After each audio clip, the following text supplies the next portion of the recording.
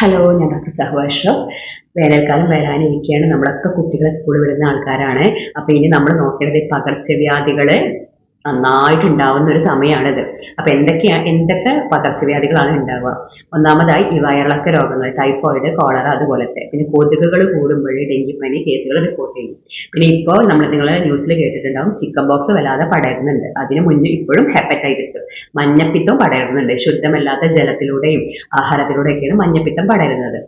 പിന്നെ ചർമ്മരോഗങ്ങൾ, അമിതമായി വിയർക്കുമ്പോഴും മറ്റും ചർമ്മരോഗങ്ങൾ ഉണ്ടാവാം. പിന്നെ നിർജ്ജലീകരണം കാരണം പല അസ്വസ്ഥതകളും നമ്മുടെ ബോഡിക്ക് ഉണ്ടാവും. അതുകൂടാതെ ഹീറ്റ് സ്ട്രോക്കും ഉണ്ടാവാം.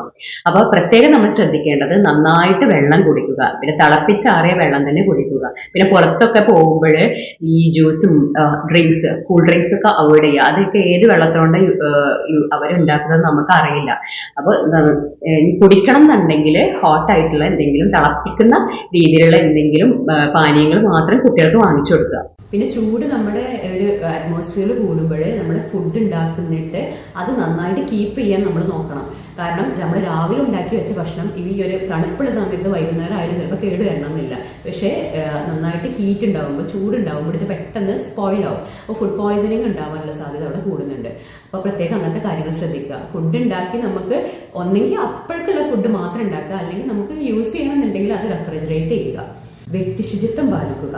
ഭക്ഷണം കഴിക്കുന്നതിന് മുന്നേ നന്നായിട്ട് കൈ കഴുകണം. പ്രത്യേകിച്ച് കുട്ടികളെ പറഞ്ഞ് പഠിപ്പിക്കണം. വാഷ്റൂം യൂസ് ചെയ്ത് കഴിഞ്ഞാലും കൈ നന്നായിട്ട് കഴുകുക. അത് വീട്ടിലെ വാഷ്റൂം ആയാലും ഇനി പുറത്ത് പോയിട്ട് നമ്മൾ പുറത്ത് പോയി യൂസ് ചെയ്യുമ്പോൾ പ്രത്യേകം ശ്രദ്ധിക്കണം. നല്ല രീതിയിൽ കൈ കഴുകണം.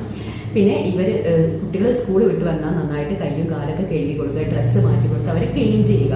പിന്നെ അവർ ഒരു ക്രൗഡ്, കുറേ ആൾക്കാർ കൂടുന്ന സ്ഥലത്തു നിന്ന് അവർ വരുന്നത്. പിന്നെ സ്കൂളിൽ പോയി അവർ പഠിക്കുന്ന സമയത്തും അവരെ കൊണ്ടുപോകുക. അവരുടേതായിട്ടുള്ള വെള്ളവും ഭക്ഷണമൊക്കെ കൊണ്ടുപോവുക.